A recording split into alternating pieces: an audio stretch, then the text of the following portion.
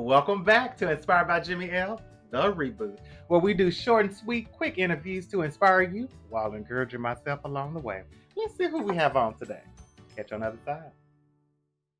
All righty. So, welcome back, everybody, to another Inspired by Jimmy L or Inspired by Jimmy L, the reboot. So, today, my very first question for you, sir, I want to jump right into this, and it is a question that I absolutely hate.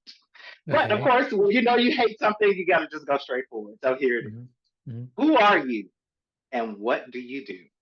So my name is Jon Chan, and I'm a real estate investor focused currently on lending. Okay. Okay. Mm. So why you, John? Like why did you feel the need to focus on lending and help others? The biggest thing is, so my real estate investing journey started during COVID. I remember sitting across from my wife at the breakfast table. We had pulled our oldest child out of school because everything was shutting down, and then she was pregnant with our second child. And I just remember not really knowing what COVID was, not ever going through a pandemic. If Hmm. one of us were to not make it or not able to work, then it would put the other one in a bad financial spot. Yeah. Did not want to do that, so I essentially turned to real estate, going out and buying a bunch of doors because I had heard that it was not the best way to do it. So just me being stubborn, I did it anyways. Realized I don't enjoy so much being a landlord and an operator, so I just I focus more on lending now. So did you get rid of all of your properties? No, I'm actually in the process of unloading 9 of the properties that I have, just because they're ones that I own on my own, and I don't have the team in place to manage them well. I'm keeping the other ones that I own with other people though. So you went from in 20, what, 19, 2020, you went from zero properties to how many? 30? To 30, had Yeah. zero experience. Yeah. Yeah. Okay. Now you do realize how crazy that sounds. I mean, I guess if you put it that way, yeah. Yeah.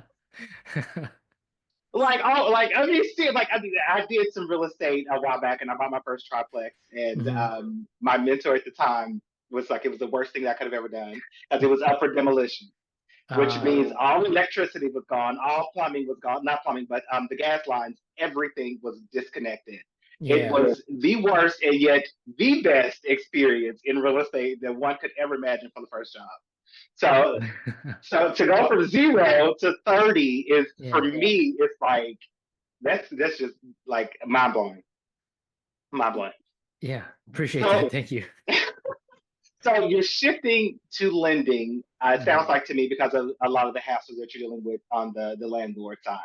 So what's different about lending? Well, it really got lending is just a lot less work during the process. I mean, it's doing the vetting of the deal, doing Dude, the vet. I Yeah. love your honesty. Go ahead, go Uh, ahead. yeah. So, I mean, it's a lot of work up front, right? Because the borrowers that I work with, I do background checks, credit checks. I look at past deals. I look at current deals. I look at their organization and their systems just to make sure that they can handle the uptick in projects when I come in and I fund their deals. And to me, once you've done all that, it just really comes down to vetting the deal. Versus right now, I have one of the rental properties that I have. It's in Northern Virginia. Unfortunately, the tenant passed away.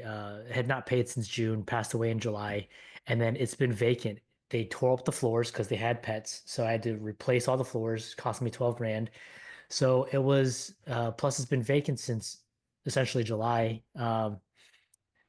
It's just a lot of work Yeah. to do it this way, right?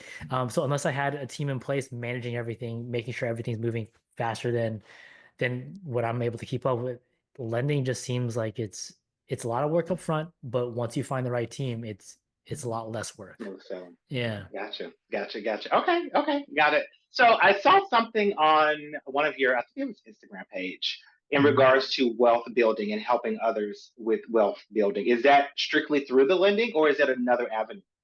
So that is actually something that kind of started off with my mom about a year and a half ago. She decided that she wanted to retire, and me being an accountant and in finance, just took an audit of her situation and said, if you want to spend X amount of dollars every single month, then this is how long your money's going to last. So instead of doing that, I just took her money and I said, I will turn your money into cash flow through a self-directed retirement account. And then you can spend, don't touch the principal, only spend the interest that you're earning. And so that really kicked it off. And then about 9 months ago, I went to a wedding. A childhood friend of mine says, I see what you're doing. Looks like a lot of work. Don't really want to learn all that, but I have $100,000 earning 5% through a CD. What can I do better? I said, And yeah, absolutely. So I took his money, put it to work, um, earning him 10% annualized returns, interest only payments. And so really extended that to more other friends and family where the goal is to help them build generational wealth, one by taking what cash they have already, turning that into cash flow, and then taking the extra cash that they're making and then put that into owning assets with me. So being able to build generational nice. wealth without having to do anything else other than what they're already doing.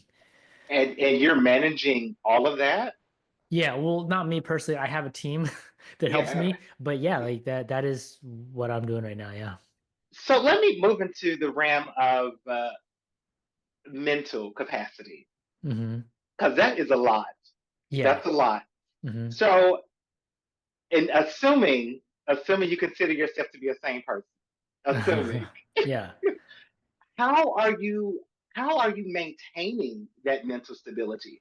Because I would only imagine that you're not just learning as you go, but you're dealing with the team, and the team has Hmm. issues, and the team is going to grow and shrink in different ways as well. Yeah. Like, and then you have a wife and kid, and then you still have your own business that you're trying to liquidate. Like, Yeah. how do you day to day deal with that mentally? Well, I mean, I look at it as my priorities are my wife and my kids. Like being able to spend as much time with them as possible, especially while they're still young, because they're only Yeah. young once, is my main priority. And then I just kind of work backwards from there. What is taking up a lot of time? Is it making me a lot of money or is it costing me money? And then what do I want my life to look like in 5 years? And then can I do this in a way that's safe and not reckless the way that I had done it in the past? And so, and really looking at it like this is a journey, and instead of looking at, I mean, one thing that I've learned is I think from Chop Wood Carry Water, which is a really good book. It's not about the destination; it's about the journey. And so, being able to say, yes, I'm getting punched in the face every single day, right? And just taking that and saying, I appreciate it because it's preparing me for what's to come next. Gotcha. So, Yeah. so you mentioned calculated risk, Hmm. and versus how you were in the past. Like, what changed to give you that perspective to kind of, I don't want to say force you to grow up, but Yeah. but in a sense, Yeah. like what was that for you?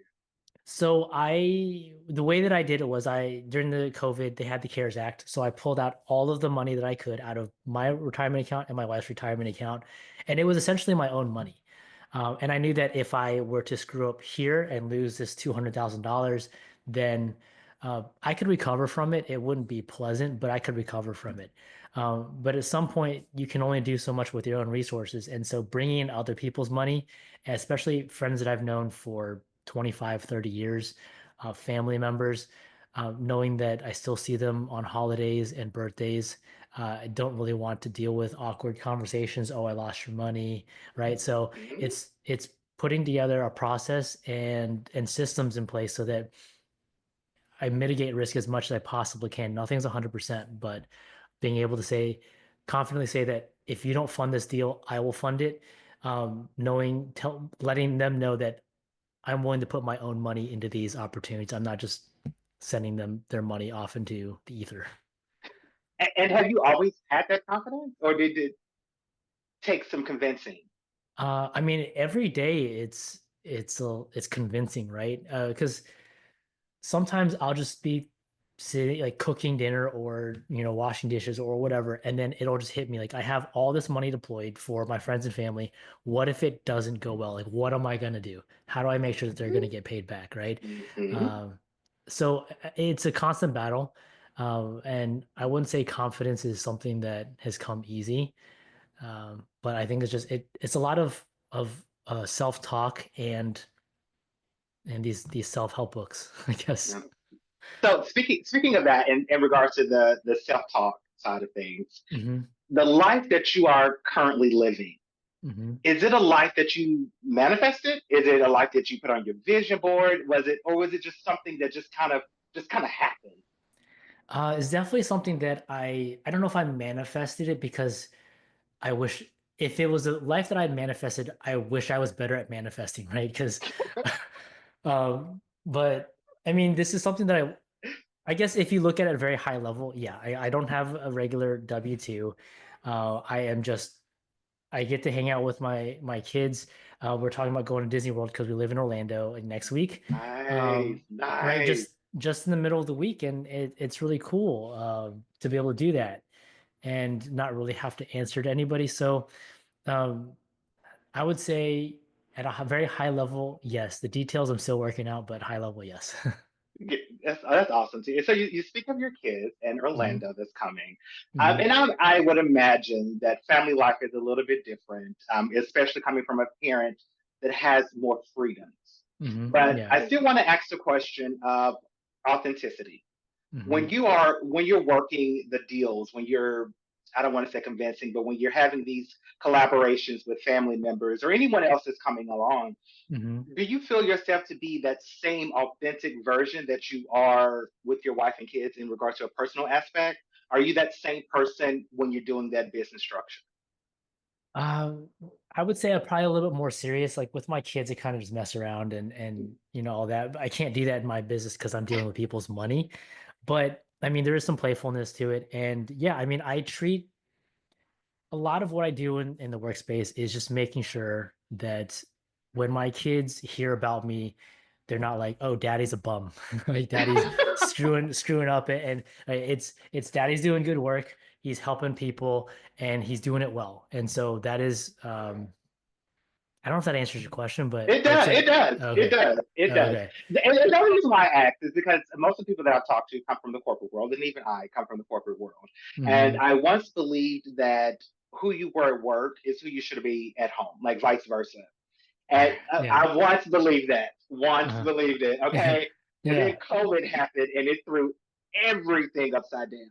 And so Hmm. I'm struggling with this belief. Like I want people to be able to be authentic. I love to see people when they're inspired and feeling that light from within. I love Hmm. to see that in people. And I felt that people should always be able to exude that. But Yeah. I'm like, the reality is that's not necessarily always the case.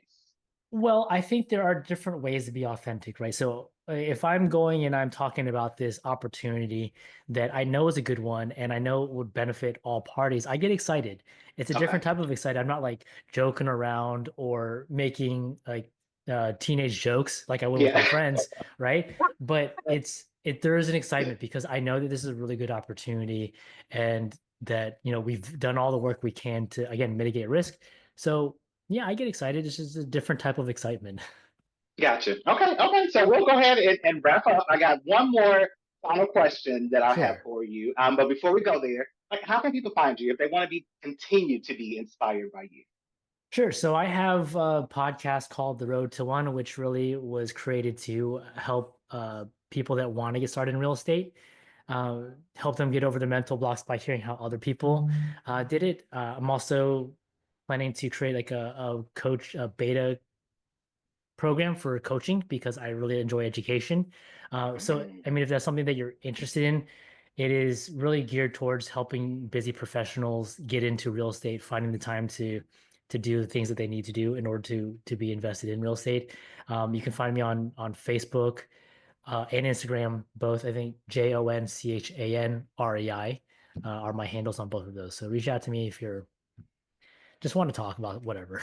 I will definitely be linking that up. And then that's just real estate across the board, whether it's lending, multifamily, single family, like no matter what.